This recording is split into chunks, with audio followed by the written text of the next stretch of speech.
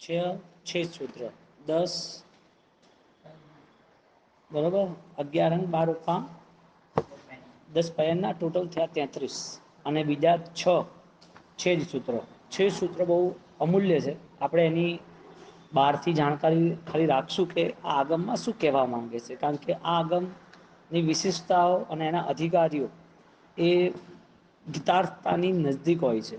એટલે ગીતાર્થતા માટે ગંભીર જે છે, જે શાસનને આત્માને સમજી શકે છે, જેના જીવનમાં પ્લસ માઇનસ શું છે, કેવી રીતે કયા સમયે કેવા નિર્ણય કરવા, એવા વિશિષ્ટ જવાબદારી સાથે શાસનને વહન કરવા વાળા મહાપુરુષ એ આ આગમના અધિકારી બને છે. એટલે આની બધી ક્રિયાઓ અનુષ્ઠાનો ઉપકારી ગુરુ ભગવંતો જણાવતા હોય છે. ખાલી એક સામાન્ય વસ્તુ એની જે છે એ આપણે જાણીશું, પણ આ ભણવાનું મૂળ કારણ શું એ આપણે સમજવું પડશે.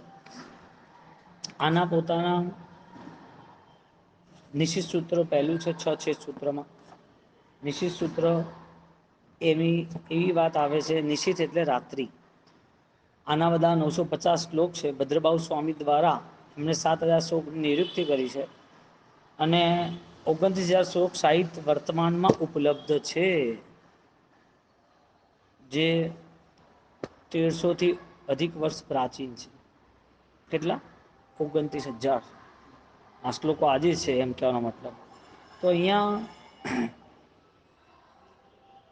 નિશ્ચિત સૂત્રને આચારાંગનું પ્રથમ અંગ કહેવાતું હતું ચુલિકા સાથે. એટલે આચારાંગ સૂત્રની જે નિયુક્તિ છે આ ગ્રંથનો પ્રકલ્પ, એટલે કે એની જોડે કન્સલ્ટ છે. તો અહીંયા 14 પૂર્વરૂપ દ્રષ્ટિવાદ છે, જે એમાં 9મું જે પૂર્વ પ્રખ્યાત પ્રવાદ પ્રત્યાખ્યાન પ્રવાદ એ અહીંનું અંગ છે, અહીં એ અંગ છે, બરાબર. હવે નિશ્ચિત સૂત્ર જે છે એ ભણવા માટે કરી, અને મજાની વાત એ આવે છે કે ગુપ્ત વાતોને જણાવવા માટેનો સમય, વ્યક્તિ બે, અને એની સાથે એ વસ્તુની સુરક્ષા, ત્રણેય વસ્તુ જોઈએ. એટલે નિયમ શું બન્યો કે કોઈ બી મહત્વપૂર્ણ વસ્તુ હોય તો એ મહત્વપૂર્ણ વસ્તુને સમજીને કામ કરવું જોઈએ. એટલે આ મહાન ગ્રંથ એના દ્વારા શાસન ઉપર આવતા જો કોઈ ઉપદ્રવ હોય, અથવા શાસનની સુરક્ષા માટે કોઈ ઉપાય હોય, તો એ બધું જણાવવા આવે છે. એટલે આમ જોવા જઈએ ને તો આ ગ્રંથ દ્વારા જે ક્ષયોક્ષમ જાગે, એ ક્ષયોક્ષમ આત્માર્થી વ્યક્તિ અને શાસનને સમજનારાને જલ્દી જાગે. એટલે નિશ્ચિત સૂત્રની જે ભાવનાઓ છે, આ સૂત્રની જે વાતો છે, એમાં બધા સૂત્રોની વાતો એ વ્યક્તિગત રૂપે એના જીવનને વધારે ઉપકારી બનાવનાર બને, વ્યક્તિગત રૂપે. કારણ શું? કારણ કે જે ઘટનાઓ આવે છે એ ઘટનાઓને એને પોતાને શેર કરવાની છે. હવે બંધ અને અનુબંધ નું મહત્વ અહીંયા વધારે આવે છે, કે કયા એંગલથી તમે કરવા માંગો છો. બંધ અને અનુબંધ કયા એંગલથી કરવા માંગો છો. હવે બંધની દ્રષ્ટિ જોવા જાવ તો આજે શું કરવું છે એ જ વિચાર આવે, એની લિમિટ આવી ગઈ, આગળ ના વિચાર. અનુબંધમાં એ ભવિષ્યને સામે રાખીને નિર્ણય લે, અને ભવિષ્યને જયારે સામે રાખીને નિર્ણયો લે ત્યારે એ નિર્ણયો એના બલવાન સાબિત થાય.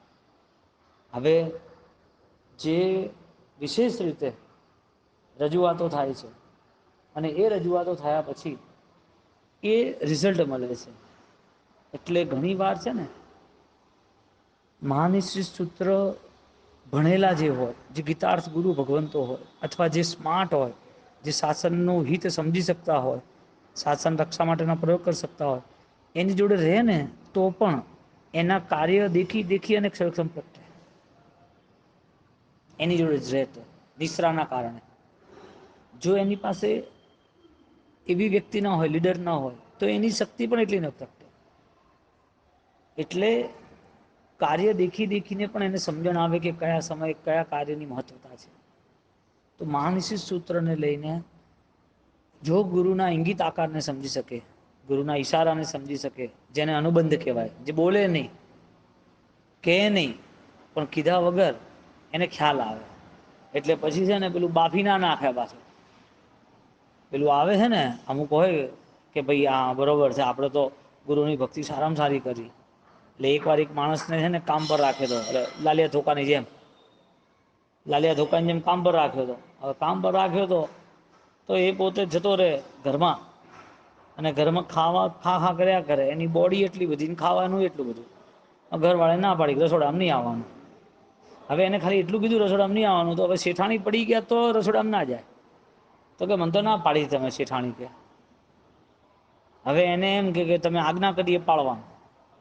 એને સમજાયું કે આવી કોઈ ઇમરજન્સી હોય ને તો બીજું બધું ભૂલી જવાનું, પેલું આ કામ કરવાનું. એવી ને એવી રીતે બીજી વાર એને કીધું કે ભાઈ બુદ્ધિપૂર્વક બધું કામ કરવાનું. તો એને હા કે મારી બુદ્ધિપૂર્વક તો હું કરી શકું. એટલે પાછું એને શું કર્યું ખબર છે? શેઠ માદા પડી ગયા. હવે જેવા શેઠ માદા પડ્યા, ડૉક્ટર જા જલ્દી ડૉક્ટરને બોલાવીને આવો કે. એ ડૉક્ટરને તો બોલાવીને હાથમાં 2-4 લાકડા લઈને આવ્યો, લાકડાની ગાડી લઈને આવ્યો. પૂછ્યું કે ડૉક્ટર તો લાવે, લાકડા કેમ લાવે? તો કે મરી જાય તો બાળવા કામ લાગે ને. હવે આવા ક્ષયોક્ષમને બુદ્ધિ સમજવાની? બોલો હવે કયા સમયે શું કરવું? ગીતાર્થતા કોને કહેવાય? એટલે ઘણી વાર શું થાય ખબર છે? ધર્મની વાતો સમજી અને જો હાવ મંદ ક્ષયક્ષમ હોય, આપણી ભાષામાં ડફોળ, તો એની એ જ વાતો નુકસાનકારક સાબિત થાય. એ જ વસ્તુ, કારણ કે એ જે સમજે જાણે છે ને એમાં એટલો પોતાનો પાવર નથી. વસ્તુ સારી હતી પણ પોતે ન સમજી શક્યો. તો ક્ષયોક્ષમ ભાવ પોતાના આત્માને અને લાભાલાભની દ્રષ્ટિથી બતાવે છે. હવે જો લાભાલાભની દ્રષ્ટિ ના રહી તો ક્યાંથી મેળ પડે? એટલે આવા જેમ નિશ્ચિત સૂત્ર શાસ્ત્ર છે ને શાસન માટે છે ને, એવી જ રીતે રાજા મહારાજાઓ પણ પોતાનું રાજ્ય વહન કરવાનું હોય તો આવી બુદ્ધિથી જ કરે. ગુપ્ત વેશે કેટલાય લોકોને રાખે, ગુપ્ત માહિતીઓ નીકાળતા રહે. કેવા એવા ચોરોને પકડવા માટે ડ્રામા ઊભા કરે, જાણી જોઈને કે બોલ આનું આ છે, આનું આ છે. એટલે તો રાજ દરબારમાં બુદ્ધિશાળી માણસો ચાલે, સામાન્ય માણસો રાજ દરબારમાં આવે જ નહીં.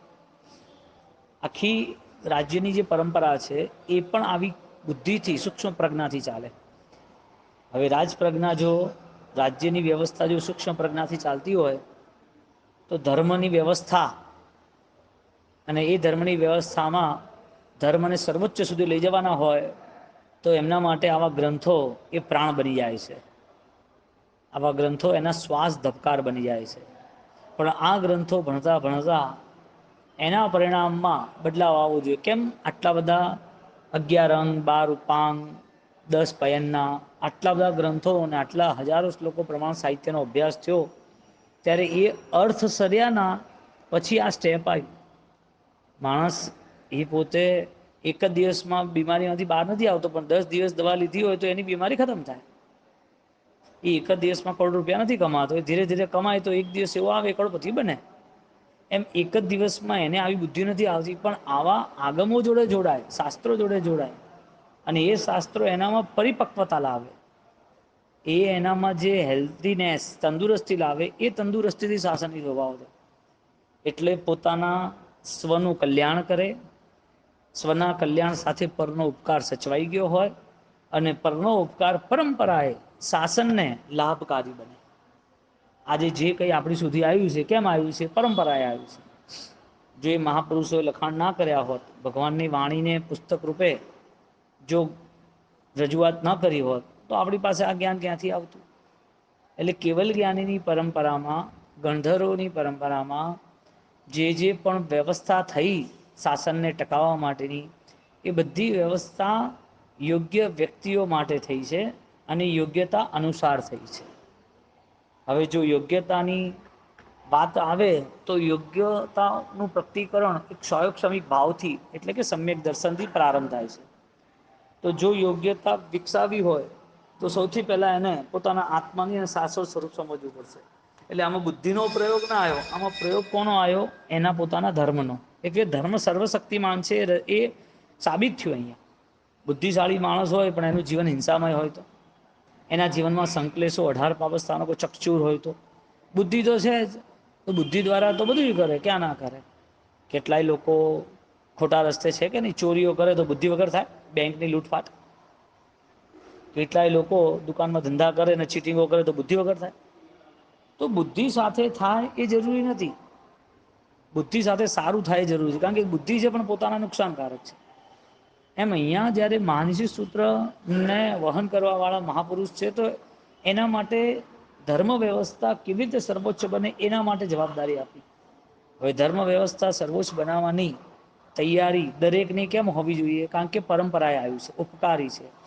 આપણને ખબર જ ન હોત કે પરમાત્મા શું છે, આપણને ખબર જ ન હોય તો પરમાત્મા એ કઈ વાણી આપી છે, આપણને ખબર જ ન હોત કે આ ક્રિયા દ્વારા મને આટલો આનંદ આટલી શાંતિ મળે. આપણે જે કરીએ છીએ, જ્ઞાની શું કહે છે? અવિજ્ઞાત ચરણકરણ ક્રિયા આધારમ ત્રૈલોક્યગત શુદ્ધ સંપત્તિ વિતાય. લલિત વિસ્તરામાં શું કીધું? આ કે 3 લોકમાં સૌથી શ્રેષ્ઠ કોઈ જો અનુષ્ઠાન, કોઈ પણ વિશેષ આત્મધન હોય તો આ જ્ઞાનયોગ ક્રિયાયુગ છે. બોલો, બુદ્ધિનો કોઈ રોલ આવ્યો? વ્યક્તિનો કોઈ રોલ આવ્યો? તમે બહુ બધું કર્યું છે, બહુ સારી વાત છે, પણ આત્મલક્ષી ન હોય તો? શ્રુતને અમૃત કીધું. શ્રુતને શું કીધું? અમૃત કીધું. અને જે અમૃત પીવે છે ને એ અમર બને છે. એટલે આમ જોવા જાવ ને તો સિંહણનું દૂધ છે ને સોનાના પાત્રામાં રહે. સિંહણનું દૂધ સોનાના પાત્રામાં રહે. સામાન્ય ગાય, ભેંસ, બકરી આ બધાના ઊંટો સામાન્ય વાસણમાં લઈ લે લોકો. પહેલાના જમાનામાં લેતા હતા ને, પિત્તળના હતા ને, કાંસાના વાસણો હતા, રહેતા હતા. પણ સોનાનું પાત્ર કોના માટે બન્યું હોય? સિંહણના દૂધ માટે બન્યું હોય. કેમ? કારણ કે એનામાં એટલા જબરદસ્ત ઉર્જાના કણો હોય છે. એ ઉર્જા સાચવવા માટે ગોલ્ડ જ જોઈએ, મૂલ્યવાન વસ્તુ જ જોઈએ. નતર પાત્ર, દૂધ કે પાત્ર બંનેમાંથી કોઈ પણ વસ્તુ બગડી જાય, એટલે કે ખતમ થઈ જાય. એમ જ્ઞાન છે ને, અને એમાં જે મહાન જ્ઞાન છે શાસ્ત્રોનું, એના માટે સુવર્ણ જેવું અમૂલ્ય અધ્યાત્મ જોઈએ. બોલો, તમે જે કંઈ આરાધના કરો, જે કંઈ આરાધનાના અનુસંધાનથી સ્વાધ્યાય કે જ્ઞાન સાથે જોડાઓ, તો એનો એક અર્થ સરે છે કે તમારું આત્મબળ વધે તો શાસનને કામ લાગે. બોલો, એક બલવાન વ્યક્તિ એ બલવાન જાહેર કઈ રીતે થયો? એક એને કંઈક કાર્ય કર્યા ત્યારે બલવાન જાહેર થયો ને. એ દેખાય છે, એનું હરિ રૂષ્ટ પૃષ્ઠ છે, કદાવર કાયા છે, લાંબો ચોડો હાથ ફૂટનો માણસ છે, અને પોતે કામ કરવામાં ખંતીલો છે, ઉત્સાહી છે, ઉમંગી છે. બોલો, આ માણસને કોઈ બહાદુર કહે કે ના કહે? બલિષ્ઠ કહે ના કે? બલવાન છે. એમ જે દેખાય છે એને બલવાન સાબિત થાય, એમ શાસનના કાર્યો દ્વારા એ બલવાન સાબિત થાય. એટલે હવે અહીંયા મૂળ વાત એ આવે કે માનસિક સૂત્ર ભણે એ શાસનનું કયું કામ કરે? સૌથી પહેલું શાસન રક્ષાનું કામ કરે. એટલે 3 વસ્તુ આવે: જીવ રક્ષા, સંયમ રક્ષા અને શાસન રક્ષા. જીવ રક્ષા, જીવોની દયા, જીવોનું હિત. સ્વાર્થના કારણે એને દુઃખ ના આપવું જોઈએ, સ્વાર્થના કારણે એને પીડા ના આપવી જોઈએ, મોત શોખ ને રાગના ભાવે એને પીડા ના આપવી જોઈએ, જાણી જોઈને એને બદલા લેવાની ભાવનાથી એને દુઃખ ના આપવું જોઈએ, એના પ્રત્યે શત્રુતા હોય તો એને દુઃખ ના આપવું જોઈએ. આ બધા કારણો એ જીવ રક્ષા માટેના છે, કે જીવ રક્ષા આ કારણથી પાળવાની. એટલે પહેલી જ રક્ષા જીવ દયા આવી. જયમ ચીરે, જયમ ચિત્થે, જયમ માસે, જયમ સય, જયમ ભુંજનતો ભાસંતો પાવમ કમમ ના બંધ. કેમ જયમ ચિત્થે? જૈણાપૂર્વક ચાલવું એટલે જૈણાની પાલનાનો પરિણામ એ તમારા પોતાના અંતરંગ એવો વિકસ્યો હોય કે તમે જાણી જોઈને તો કંઈ જ ના કરો. એટલે જે પૂર્વમાં પણ અજાણ્યું થયું છે, અથવા થઈ ગયા પછી આપણને આજે યાદ નથી, પણ એટલી સેન્સ છે કે બધી વિરાટના મારે પોતાને અસાતાથી ચૂકવવાની આવશે. જે વિરાધનાઓ થઈ છે એનું રિઝલ્ટ દુઃખ આવવાનું છે. એટલે માને દુઃખનો ડર નથી, પણ પૂર્વભાવમાં એ જીવો સાથે જ્યાં કંઈ કોઈ પણ દુર્ભાવના થઈ છે એનું મારે પ્રાયશ્ચિત, એટલે એ પોતે ક્ષમા યાચના માંગી લે. એ જીવ તો અહીં છે નહીં. પૂર્વભાવના જીવને તમે દુઃખ આપ્યું અથવા મારી નાખ્યો, હેરાન થયો, તો એ જીવ તો આજે છે નહીં. એ કર્મ તો છે જ ને. એટલે એ કર્મ ભોગવવાનું તો આવશે જ, પૂર્વનું દુઃખનું, પણ એ દુઃખરૂપી જે કર્મ ભોગવવાનું આવવાનું હતું એ કર્મ ભોગવાઈ બી જાય, કર્મ ભોગવાઈ પણ અંદરના પરિણામ ન બદલાય તો શું કરવાનું? એ પાછું બીજા કોઈ જોડે દુઃખથી વ્યવહાર કરશે. એ પાછો બીજી વાર એ પોતે અપરાધ ભાવમાં આવશે. એટલે જ્ઞાન દશાથી કરુણા સભર પ્રાયશ્ચિત કરે. એટલે જીવની દયા સ્વદયા ને પરદયા. એટલે જીવ રક્ષાનું કર્તવ્ય કેવી રીતે નિભાવે? એ પોતાના પ્રાણમાં કરુણા પલ્લવિત કરે. એટલે પોતાનો પ્રાણ છે ને એનું સિંચન આ શુદ્ધ અમૃત એ જ્ઞાન દ્વારા થાય. બોલો, ખાલી કર્મ બદલવા માટેનું પ્રાયશ્ચિત હતું કે અજ્ઞાન બદલવા માટે બી હતું.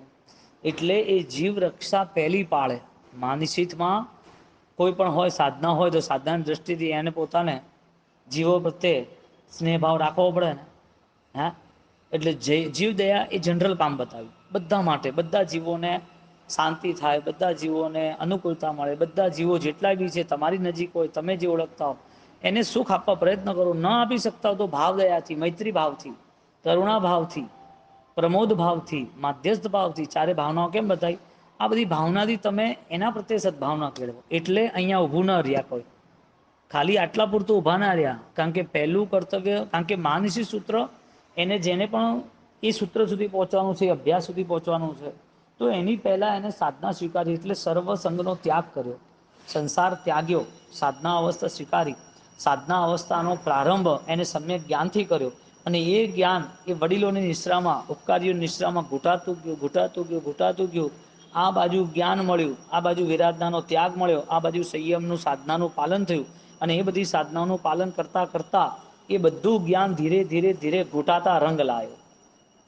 એટલે એ જે રંગ લાવ્યો એ રંગ એનામાં એવો સ્થિર થયો કે એ જીવ રક્ષા સાથે સંયમ રક્ષા, ચારિત્ર જીવનની રક્ષા કરવા માંડ્યા, સંસ્કારોની રક્ષા કરવા માંડ્યા, મર્યાદાના પાલનમાં રહેવા માંડ્યા. કેમ રહેવા માંડ્યા? કારણ કે જેમ જીવોની દયા એ સારો વ્યવહાર છે, કોઈને પણ ગમે. હમણાં ગૌશાળામાં દાન આપે તો એ દાની બની જાય. હમણાં સામૂહિક વર્ષી તપ કરાવે, રાત્રે ભોજન ત્યાગ કરાવે તો આટલો બધો ધર્મનો પ્રેમ છે, બહુ સારું કહેવાય. હમણાં સામૂહિક રૂપે એ પોતે એક સાથે કેટલાય સાધર્મિક દાન આપે તો સારું કહેવાય. એટલે બહારના જે દાન છે, જીવ દયાના વ્યવહારો છે, એ બધા ઉપકારી પોતાના માટે સાબિત થાય અને પ્રશંસાકારક, બીજા લોકો પ્રશંસા કરે, બીજા નિમિત્ત પામે, બીજા પણ લાભ લે, બીજાને પ્રેરણા મળે કે હું આ કરીશ. તો એક વ્યવહારિક રીતે બાહ્ય દ્રષ્ટિથી શાસનને સાચવવા માટે, શાસનને સંભાળવા માટે, શાસનમાં શક્તિ વધે, પ્રેરણાઓ મળે, એના માટે આવું કર્તવ્ય એ વ્યક્તિ કરે. પણ એનાથી એ પોતે સર્વજીવોની જીવદયા પાલનમાં આવી શકતો નથી. એટલે દેશવીરતીનું અનુષ્ઠાન થાય, સર્વવીરતું ના થાય, સમ્યક દર્શન અનુષ્ઠાન થાય, સર્વવીરતું ના થાય. સર્વવીરતીનું અનુષ્ઠાન એ સંયમ રક્ષા, એટલે ચારિત્ર જીવનની વિશિષ્ટ આરાધના, સાધનાની આરાધના. કારણ કે જેટલી દયા જે પાળી છે, જેટલા જીવોની દયા, એ દયા પાળવા માટે તમારી પાસે પૈસો હતો, તમારી પાસે શરીર હતું, તમારી પાસે સમય હતો. જેને પણ બહારની દયા પાળવાની છે, જેને જીવ દયા પાળવાની છે, એની પાસે શું હતું? શરીર હતો, સંપત્તિ હતી, સમય હતો, કદાચ હેલ્પ કરવાવાળા એની આજુબાજુના સ્વજન પરિજન હતા. આ બધું હતું, પણ એની પાસે એના અંતઃકરણ સુધી પહોંચવા માટે વિશિષ્ટ જે માર્ગ હોય એ સંયમની આરાધના, એ નહોતો. એ સંયમની આરાધનાનો વિશિષ્ટ માર્ગ જેને મળે છે એ શું કરે છે? અલ્પ દયા નથી કરતો, વિશિષ્ટ દયા પાળે છે. એટલે સંયમ દયા, સંયમ દયા છે. જેમ જીવ રક્ષા સંયમ રક્ષા છે, એ સંયમ રક્ષા એ સર્વ જીવોની દયા છે. કેમ? કારણ કે જે જીવો પ્રત્યે મને જ્ઞાન છે કે આ જીવોને મારે દુઃખ નથી આલવું, આ જીવ જે છે એને મારે પીડા નથી કરવી, એટલે એની પોતાની સાધનામાં એ પ્રાયશ્ચિત ભાવે સહન શક્તિ વધારતો જાય. બોલો, અહીં સુધી કેપેસિટી વધે પછી શાસન રક્ષાનું સૌભાગ્ય મળે છે. એટલે તમારા આત્માનું બળ વધ્યું એટલે દેહનું બળ ઘટી ગયું, બાહ્ય વિચારોનું બળ ઘટી ગયું. બહારની દુનિયામાં જે ઘટનાઓ ઘટતી હતી, જે માન સન્માન હતા, જે દુનિયાની અંદર અપમાનો હતા, એ કોઈ વસ્તુ હવે આત્માના સ્તર ઉપર નથી. એટલે એને લાગતી વળગતી પણ નથી. કારણ કે આત્માના સ્તર ઉપર કર્મ બી નથી. તો આ વ્યક્તિઓ તો ઘણા દૂર રહ્યા. વ્યક્તિઓ જોડે જોડાયેલી ઘટનાઓ તો ઘણી દૂર રહી. વ્યક્તિઓ દ્વારા જે માન સન્માન અપમાન જે રિએક્શનો આવે છે એ એનામાં અલિપ્ત રહેતો હોય. કેમ? કારણ કે એને આત્મબોધ થયો છે. બોલો, ત્રીજા સ્ટેપે આત્મરક્ષાના સ્ટેપે શાસન રક્ષાના ઉપાયો બતાવે. એટલે મહાનિશિત સૂત્ર એ અનુબંધની આરાધના છે. અને આવી આરાધનામાં જે વિશિષ્ટતા સાથે જોડાયા છે એ શાસનના હિતને સામે રાખે છે. બોલો, આત્મ શાશ્વત લાગે પછી એનો દેહ પડી જતો હોય તો કોઈ ચિંતા પાડે? 16મો ઉદ્ધારક વિદ્યામંડન સુરી મહારાજે કેવી રીતે કર્યો? જે 16મા ઉદ્ધારક તરીકે વિદ્યામંડન સુરી મહારાજ પાલિતાણા ગિરિરાજ ઉપર એમને દાદા આદિનાથની પૂજા અર્ચના થવી જ જોઈએ. સકલ સંઘની ભાવના હતી. તીર્થ આસાત્માઓ જે થતી હતી એને રોકવાની હતી. આ બધી શક્તિ, આ બધી વસ્તુઓ થવી જોઈએ, એના માટે કેટલી શક્તિ કામે લગાડી. બોલો, જે લોકો ખાલી પોતાના માન સન્માન કે પોતાના દેહને સામે રાખે અથવા પોતાના સ્વાર્થને સામે રાખે, એ કોઈ શાસનની રક્ષા કરી શકે? એ વ્યવહારિક બધું સારું લાગે બાહ્યથી. અજ્ઞાનીઓ પ્રશંસા માટે મળી જાય. અજ્ઞાનીઓ કેટલી પ્રશંસા કરી શકે? જેટલી બુદ્ધિઓ એટલી. જ્ઞાની કઈ પ્રશંસા કરે? જ્ઞાની જ્ઞાનના કામથી પ્રશંસા કરી શકે. અજ્ઞાનીઓની પ્રશંસા મળે, અજ્ઞાનીઓને ગમે જ ને, બધું ગમે ને, શું ના ગમે? તમે એક માસણ કરો, લોકો ગાંડા થઈ જાય. ઓહો, બાવજી માસણ કર્યું, જોરદાર કર્યું, જબરદસ્ત કહેવાય. તમે ખાલી 8, 10, 25, 50, 100 પુસ્તકો લખી નાખો તો આ તો બહુ જ્ઞાની છે.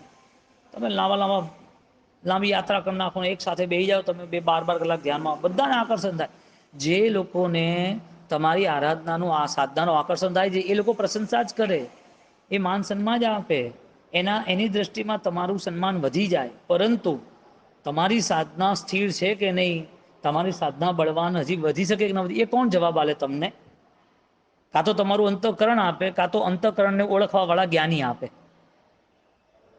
બોલો, તમે જો પ્રશંસાના પુષ્પની સાંકળમાં બંધાઈ ગયા એટલે યાત્રા ખતમ થઈ. અહીંયા તમારી યાત્રા, તમે ચાલી રહ્યા છો, કોઈને બહુ આનંદ આવ્યો, હા હા કેવા ભગવાન છે, કેવું સરસ છે, એમને પોતાને આખા હિન્દુસ્તાન ભરની અંદર એ ચાલીને જાય છે, એ કેવી યાત્રા કરે છે. તો કોઈ તમારી પ્રશંસા કરે એમાં તમને લાગતું વળગતું નથી. તમે વિહાર કરો ને, કોઈ ગામમાં કોઈ વ્યક્તિ દૂર બેઠા હોય 8-10 જણ, અને તમને જોઈને દૂરથી પગે લાગે ને એ જોરદાર કહે, વાહ ગુરુદેવ, વાહ ગુરુદેવ, એ તમે યાદ રાખો?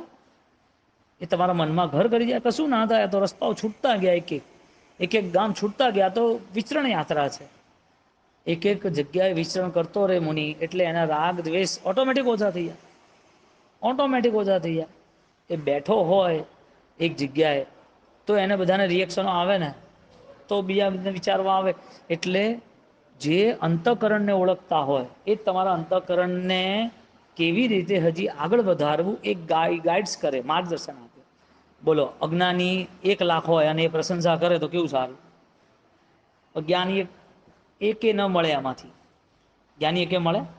એટલે અહીંયા જ્યારે આત્મલક્ષી તમારી આરાધના થાય, એટલે કે તમારું બળ વધે, તો એ બળને પહેચાનવા, ઓળખવા વાળા અજ્ઞાનીઓ ન હોય, જ્ઞાની જ હોય.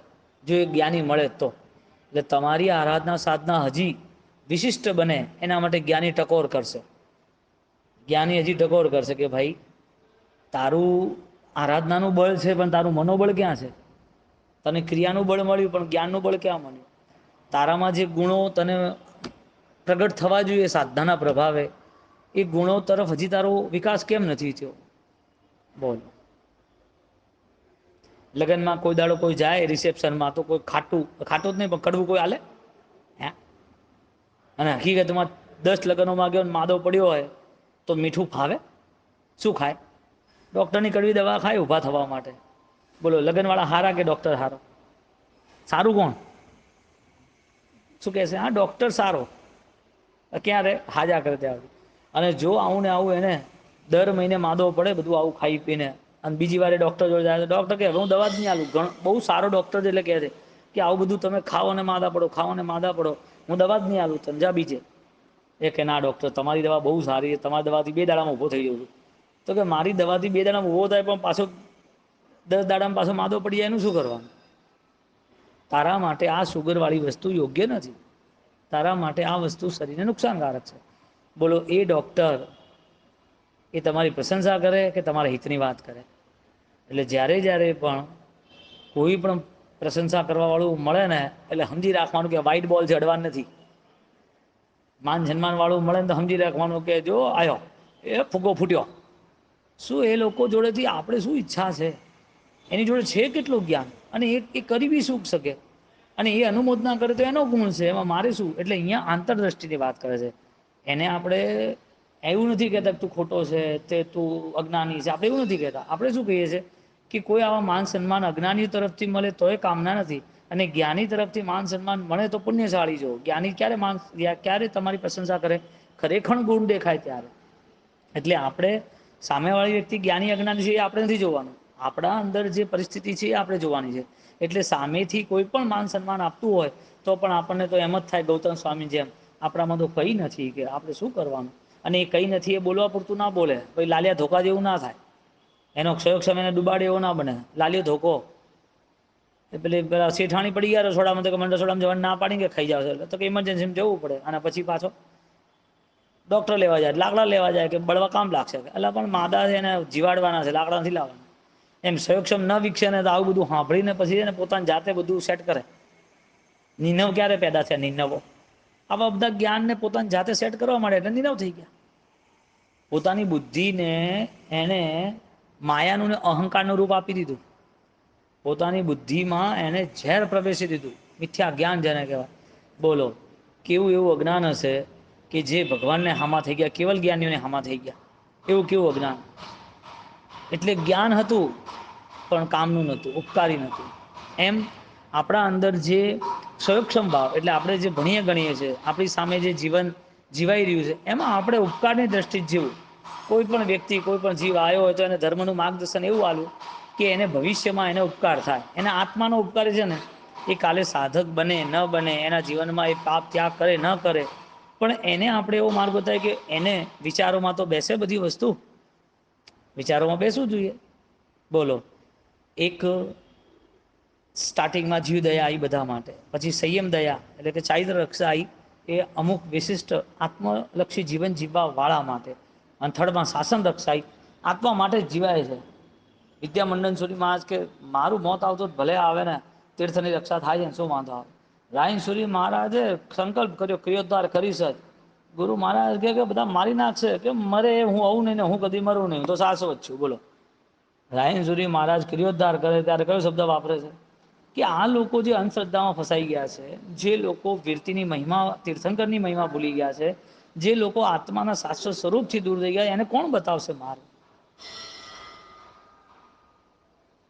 ભૂલે કો પંથ બતાવે જીઓ, ગુરુ મહારાજ હા એની અષ્ટપ્રકારી પૂજા યતિન્દ્ર સમાજ કેવી બનાવી છે.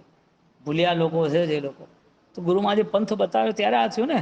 અને બીજું એમણે જો આજે જૈન શાસનનું એક વિશિષ્ટ કર્તવ્ય નિભાવ્યું, આટલા બધા ભયંકર ઉપદ્રવો સામે 1000 વર્ષો સુધી જે માન્યતામાં લોકો જીવતા હતા એ માન્યતા બદલવામાં દ્વેષ નહીં, સ્નેહ સાથે. અને એ સ્નેહ સાથે એને એવું લાગ્યું કે આ જીવનું આત્મબળ વધે એ રીતે વ્યવહાર કર્યો. તમે મારા વિરોધી છો, તમે મને હેરાન કરો છો, તમે મારું માનતા નથી, તમે લોકો ખોટા જ, આવું કશું કીધું નહીં.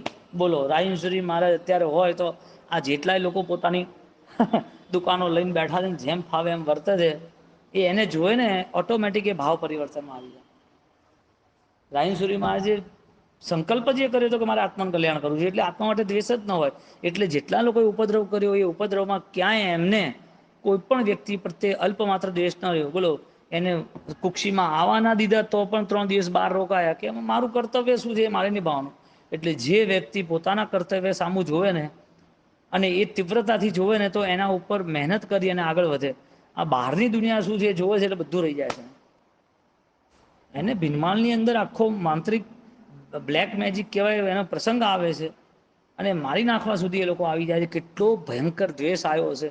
એ લોકોનું આખું સામ્રાજ્ય લઈ ગયું. આ બાજુ રાયન્સુરીને આ બાજુ લાખો લોકોનો સમુદાય, અને ચારે બાજુ એક જ વાત, બસ અમારું ભલું થવું જોઈએ ને અમારું જીવન સુખી રહેવું જોઈએ, અમારા માન સન્માનમાં કોઈ ટેન્શન ના આવવું જોઈએ, અમારો પૈસો, અમારો ઘર, અમારું જીવન, અમારું શરીર બધું સારું રહેવું જોઈએ. એના માટે જે કોઈ વિધિ વિધાન મંત્ર તંત્રતા કરો. બોલો નૌકારની જે મહિમા હતી, અરિહંતની જે મહિમા હતી, અરિહંત દ્વારા જે આત્મધર્મ કર્મથી મુક્ત થવાનું, એ બધી વસ્તુ ભૂલાઈ ગઈ. લોકો કેટલા કમજોર મનોબળ વાળા હશે અને એ બધાના મનોબળને માઇનસમાંથી ઉઠાવ્યું, શિખર સુધી લઈ ગયા. કેવા કેવા સાધકો તૈયાર કર્યા, કેવા આજે બી એવા સંકલ્પ વાળા છે કે મારે મહામંત્રની સારામાં સારી આરાધના કરવી છે. તમે માનો છો કે હું કોઈ બીજાને ઝૂકું નહીં મારતો, ગુરુ મહારાજને નવકાર બહુ થઈ ગયું, એવું ના ચાલે. તમારે એની આરાધના કરવી પડે, તમારા આત્માનું બળ વધવું જોઈએ. હવે આવી પરિસ્થિતિઓની અંદર જ્યારે ગુરુ મહારાજ ક્રિયોદ્ધાર કરે એનો મતલબ શાસન રક્ષાનો મૂળ અભિગમ સ્વીકાર્યો. આખે આખા તીર્થો હા, જેની અંદર ભયંકર હિંસાના સાધનો હોય, જે બોમ્બ બારૂદ, વિસ્ફોટક પદાર્થો એ હજારો લાખોને મારવા વાળા હતા, એ આજે અહીં પડ્યા છે તો એ મારવા વાળા છે, એ હિંસક છે. અને હિંસક વસ્તુ મંદિરોમાં હોય, જાલોર જિલ્લો, અને શાંતિથી સ્નેહથી પ્રેમથી એને મુક્ત કરાયા. કેવું સરસ કર્તવ્ય નિભાવ્યું. નિયમ છે કોઈને પણ તમારા વ્યવહારથી દુર્ભાવ ન જાગવો જોઈએ. કોઈને પણ તમે એવું બોલો શું કરવા, એવો વ્યવહાર જ શું કરો. તમારી પરિસ્થિતિ જે છે એમાં તમારી પરિસ્થિતિની મજાથી વિકસિત કરો. એટલે જો આત્મબળ વિકસે તો મહાનિશ્ચિતનો ભાગીદારી બને, શાસન રક્ષાનો ભાગીદાર બને. અને જ્ઞાની એમ કહે છે કે સામર્થ્ય યોગ આવે તો જ એ પોતે શાસન રક્ષા માટે આગળ વધી શકે. ઈચ્છા યોગ, શાસ્ત્ર યોગ એ કોમન થઈ ગયો. સરસ છે, જરૂરી હતો, સમ્યક દર્શન આધારિત છે એટલે. પણ સામર્થ્ય યોગ એ અભ્યંતર સામર્થ્ય જ્યારે શૈલેષી અવસ્થા 13મા 14મા ગુણસ્થાનકે આવે, પણ એ સામર્થ્ય યોગનો પ્રારંભ જ્યારે પૂતગલોને પરાસ્ત કરવા માટે કરતો, મારું શરીર જાય તો ભલે જાય, મારું બધું લૂંટાઈ જાય તો ભલે લૂંટાઈ જાય, મારું જૈન શાસન, મારું આત્મબળ કમજોર ન થવું જોઈએ. ને એવી ભાવનાઓ સાથે ચાલે. બોલો, એને કોઈ માન અપમાન, લોભ લાલચ દંભ પ્રપંચ એ સ્પર્શે જ નહીં. એ એના મસ્તીના ભાવમાં રહે. બોલો, એ એની આરાધનામાં આગળ વધતો રહે. ભગવાનની મૂર્તિ છે, હા, તો ભગવાન હતા ત્યારે પણ માન સન્માનથી દૂર હતા. અને આજે કેટલા લોકો ભગવાનના વિરોધી છે કે અમે તો ભગવાનને નથી માનતા. કેટલાય લોકો એવા છે ભગવાનની અદભુત પૂજા કરે, ભગવાનનું કોઈ કર્તવ્ય જ નથી બનતું. ભગવાનનું નિર્વિકલ્પ નિર્વિચાર અવસ્થામાં નીકળી જાય છે. એ કેવી ઘટનાઓ હશે. એટલે આ તો ઉપરની વાત થઈ, નિશ્ચિત મહાનિશ્ચિતની વાત થઈ. પણ જે ભગવંતો જ્યારે આચાર્ય પદ સુધી આરૂઢ થાય, ગચ્છ નાયક તરીકે આરૂઢ થાય, ત્યારે એ શાસ્ત્રબોધથી શાસનને ઉજમાલ કરે, શાસનના શણગારને વધારવામાં બધી મહેનત કરે. હવે અલગ અલગ રસ્તા છે. એટલે તમે એમ માનો કે આ જ શાસન રક્ષાનો ઉપાય છે, એમ ના ચાલે. એટલે શાસન રક્ષા જેના પ્રાણમાં વસી ગઈ છે ને, એવા બી કેટલાય શ્રાવક શ્રાવિકાઓ છે, જીવનનું પૂરું બલિદાન આપી દે છે. એટલે શાસન રક્ષા માટે સાતે ક્ષેત્ર આવી જાય, શાસન રક્ષા માટે તીર્થો આવી જાય, સાધુ સાધુ સેવા આવી જાય. શરત એટલી છે, આત્મશક્તિ વધે એટલા માટે. પછી એને એમ થાય કે આપણે સાહેબ જોડે વિહાર કરીએ અને અમે શાસન રક્ષાનો ઉપાય કર્યો. સારી વાત છે, કરવો જોઈએ. એટલે એ બધા જે વિહારમાં આવતા હોય ને પછી ગણતરીઓ થતી હોય, તમે સાહેબની સેવામાં હતા, તું સાધુ બન તો સાહેબની સેવા તને ફલીભૂત થઈ. એવો ભાવ નથી આવતો કે મેં દાન કર્યું, મેં તીર્થ બનાવ્યું. સારી વાત છે, તું પરમાત્માનો માર્ગ પકડ, તારા આત્માનું કલ્યાણ. કોઈનો આપણે વિરોધ નથી કરતા.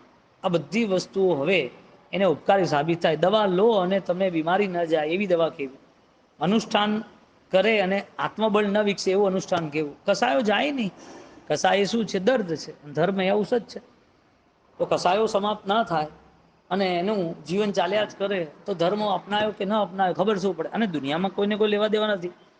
શાસન તો એમ કહે છે તું જ તારો અધિકારી, તું જ તારો નુકસાનકારક છે. આ તો દેવ અને ગુરુ તો નિમિત્ત કારણ છે, ક્રિયાઓ તો સામાન્ય છે. મૃત્યુની સાથે ક્રિયાઓ સમાપ્ત થઈ જાય, બીમારીની સાથે સમાપ્ત થાય. અને કોઈનું મન ન હોય તો જતી રહે, છોડી દે ક્રિયાઓ. તો ધર્મ માટે જીવન મળ્યું છે ને, મુક્તિ માટે જીવન મળ્યું છે. એટલે જ્યારે આ જીવન મળે અને આ જીવનથી એ પોતે કંઈ પામી ન શકે, આશ્ચર્ય થાય. અને પામવાનો પુરુષાર્થ કરે ન મળે તો મહા આશ્ચર્ય થાય. તે મહેનત કોના માટે કરી હતી? નાનો છોકરો એ પોતે 5 વર્ષનો છે તો એ 10 કિલો ના ઉચકી શકે. કોઈ બી વસ્તુ 10 કિલો ના ઉચકી શકે, 10 કિલોમીટર ના ચાલી શકે. પણ તમે 20 વર્ષના છો તો તમે 10 કિલોની વસ્તુ ઉચકી શકો, પણ તમે એ નથી જ ઉચકતા. તો આશ્ચર્ય થાય, માં આશ્ચર્ય થાય કે ભાઈ તારામાં યોગ્યતા છે, તારી યોગ્યતા અનુસાર તું કરી શકે એવી પ્રેક્ટિસ છે, છતાંય ના મળ્યું. તું 10 કિલોમીટર ચાલી શકે છે, છતાંય તું ના ચાલ્યો, તું અહીંયા દુઃખી થઈ ગયો. આ બધા સામાન્ય દ્રષ્ટાંતો છે કે જીવ જ્યારે એને આ જે કર્તવ્ય નિભાવવાના હોય એ કર્તવ્ય ન નિભાવી શકે. એને ધર્મ આરાધના કરી હોય અને એને ધર્મનો લાભ ન મળે એવું બને. એને ધર્મની સ્થિતિ અપનાવી ના હોય તો સમજાય કે ભાઈ એ બાળ છે, એને નથી અપનાવી. બોલો, વર્ષો સુધી જ્યારે એ પોતે આરાધનાથી જોડાયેલો હોય તો એને અંત સમય સમાધિ મળે કે ના મળે? એને સમાધિ પહેલાં એના ભાવો સારા હોય કે ન હોય, એ ક્ષમતા ભાવમાં હોય કે ન હોય, એને શાસન માટે કંઈ ન્યોછાવર કરવાનો હોય, ત્યાગ કરવાનો તો કરે કે ના કરે. આવું મહાનિશિત સૂત્ર મહાન આત્માઓને શાસન ઉપકારની દૃષ્ટિથી લાભકારી બને છે.